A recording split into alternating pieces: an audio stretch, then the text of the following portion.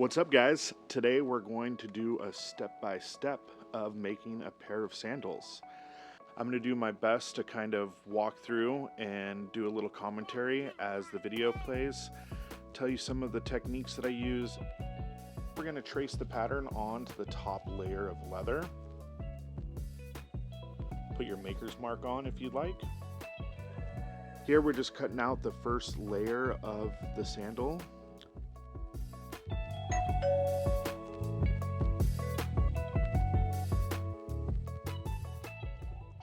Right here, I am tracing the pattern onto neoprene using tailor's chalk.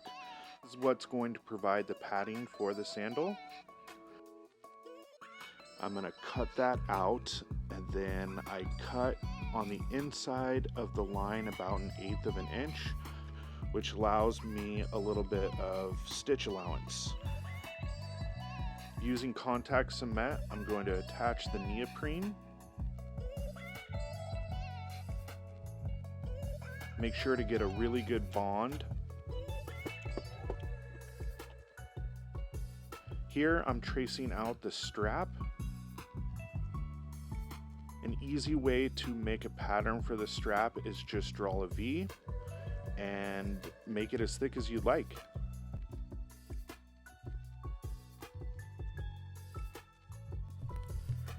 Shout out to OA Leather Supply for providing the leather for this project. Make sure to check out their website, linked in the description below. Now I cut those straps out off of the main piece of leather. What I find works best for me, if I'm doing a bunch of straight lines, to do them all together going the same direction. I find I get more steady and consistent cuts this way, and it's just more time efficient for me.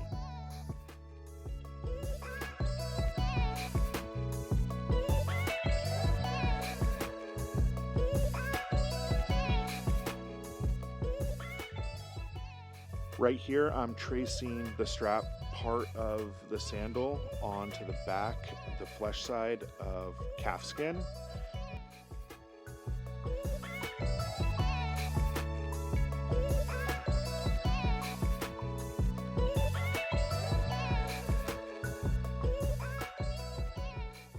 Some contact cement, letting that tack up a little bit, and then we put the strap right on top of it.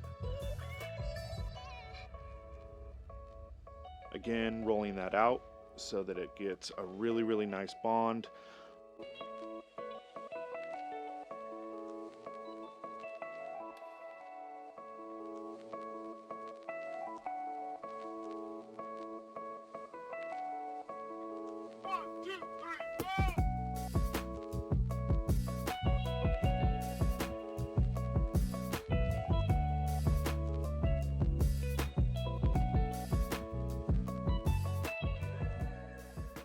Here I'm putting in the holes for the straps, and that's cutting through the top layer and the neoprene. Using calipers, go ahead and put in your stitch line. Now punching in my stitch line.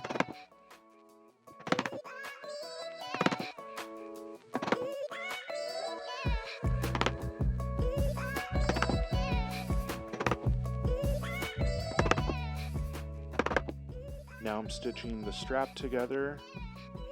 I like to use golfing gloves. That helps with calluses and also provides really good grip on the needles.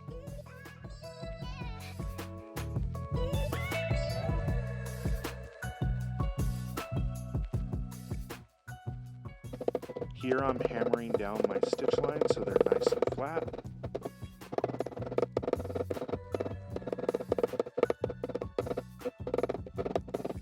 Here I'm beveling the front of the toe strap.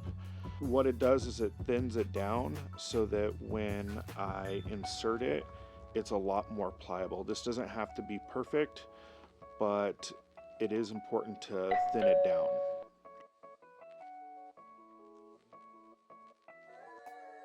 Here I'm tracing out the middle layer and getting that cut out. I'm only punching in the toe strap. For every layer, I scruff up both sides of the leather. That helps create a better bond. Here I'm putting the toe strap in through the toe punch up front. Here you can see that I'm pushing the toe strap through both layers, then folding it over, gluing it down, making sure that it's all lined up, getting that bonded really, really well, sanding down the straps so that I can polish the edges of these.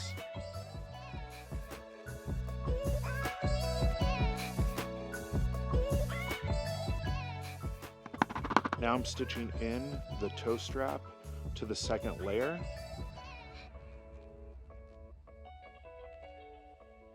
When attaching the top layer to the middle layer, I like to do the toe portion first, let that tack up really well, and let it bond.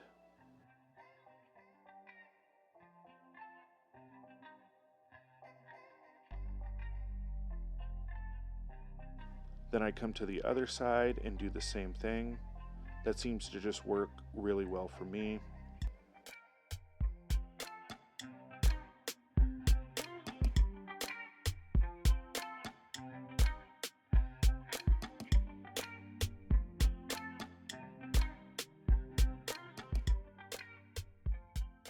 I use these pliers with leather around them. That just helps tighten the bond around the stitch line.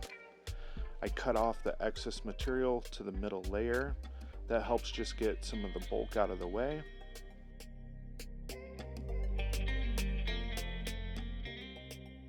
Now I put in the strap punches for the middle layer and pull those through. I like to use shoe stretchers to mold the strap around. Once I get the back straps pulled through, I cut them down a little bit and glue those down really, really well. Once those are glued down, then I punch in my holes, getting ready to stitch those in.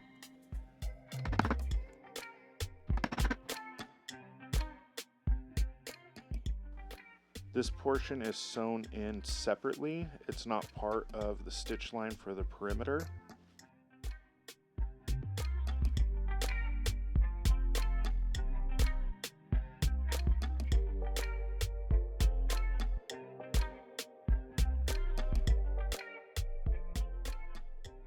Scruff up all of the layers so that there's a really nice bond.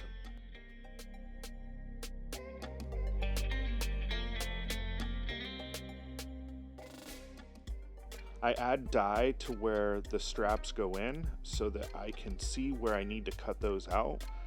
Cutting those out make your layers lay flush so that you don't feel them underneath your feet.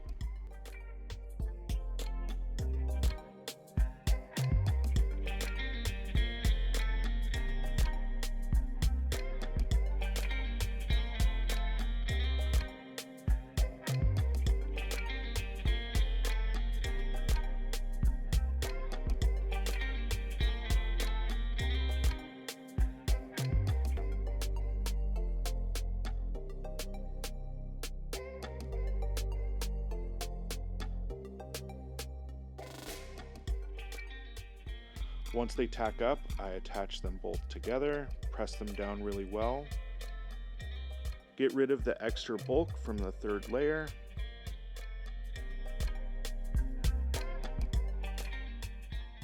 It doesn't have to be perfect because you're going to sand down the edges at the end anyways.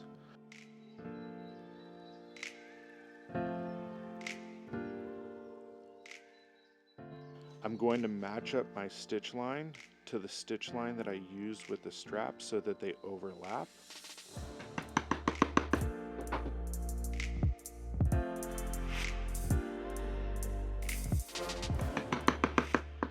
Right here, I'll split these holes in between the heel strap holes that I had already. Find the middle. If you do this correctly, then it looks seamless and looks like you used one stitch line for all of the stitching on the entire sandal.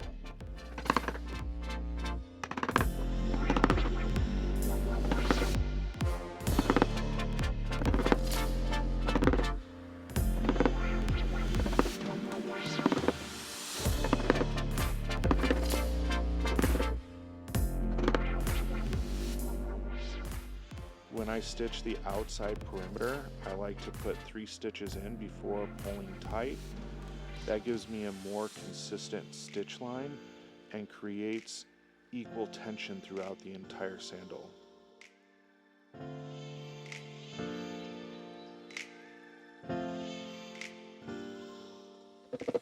Again, hammering down the stitch line, flattening it out really nice.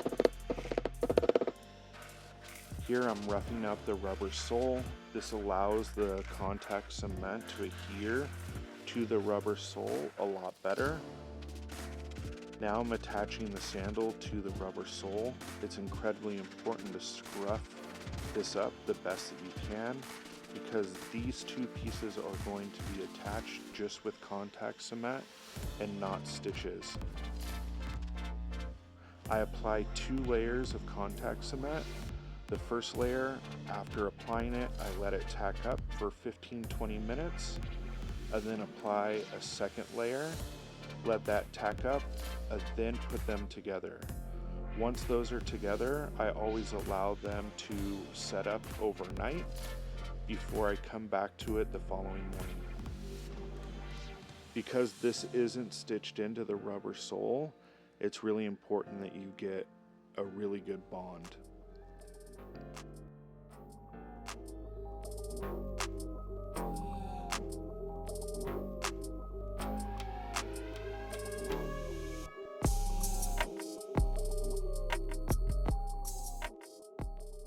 Line that up really nicely. Again, I hammer down the edges because you want a nice tight bond.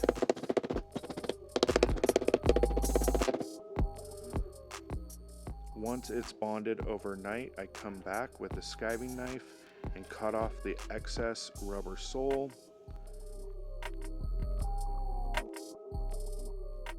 Definitely be careful doing this because I could have easily cut off a couple fingers here.